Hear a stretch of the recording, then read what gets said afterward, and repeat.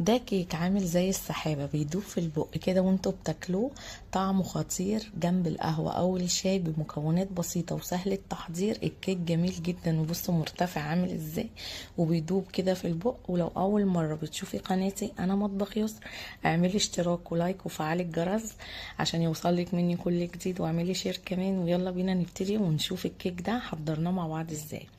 اول حاجة هنا معايا 3 بيضات بدرجة حرارة الغرفة، وهنضيف كمان كوباية ونص من السكر، وهنضيف باكو من الفانيليا بطعم البرتقان. هنا عطى الكيك طعم جميل جدا.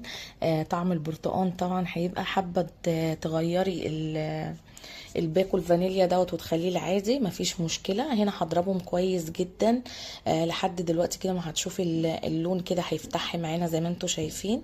هنا ضفت كوبايه من الحليب او اللبن الدافي. هنا لما اللبن يبقى دافي معانا هيديكي كده الارتفاع بتاع الكيك، وهتبقى بتدوب كده في البق زي ما انتم شفتوها في اول الفيديو. وضفنا نص كوبايه من السمنه، او ممكن نص كوبايه من زيت على سمنه، او نص كوبايه من الزيت، وتبقى سايحه زي ما انتم شفتوها كده، تبقى دافيه بسيط. هنا اخدنا الخليط بتاع الخليط السائل، حطيناه هنا كده في طبق، وضفنا عليه كوبايتين من الدقيق منخولين. وهنا ضفنا 3 معالق كبار من النشا، وضفنا كمان باكو من البيكنج باودر. وهبتدي بقى اقلب الخليط بتاعي كده زي ما انتم شايفين، وتقلبي الكيك بتاعك في اتجاه واحد، وهو ده يبقى القوام بتاعها.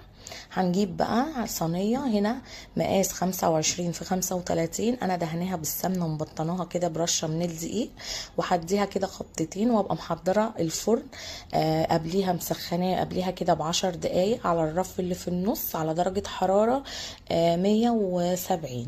طبعا بتختبريها كده بخلة او ببوس كده، السكينة طلعت معاكي نظيفة السكينة او الخلة، يبقى كده الكيك بتاعنا خلاص كده استوى وبقى تمام. هنا بقى ايه رأيكم كده في الكيك وشكلها؟ بصوا الارتفاع بتاعها عامل ازاي، عاملة زي القطن كده في منتهى الجمال. والطعم بتاعها كان خطير، ومكونات بسيطة عملناها وما اخدتش معانا ولا وقت ولا مجهود.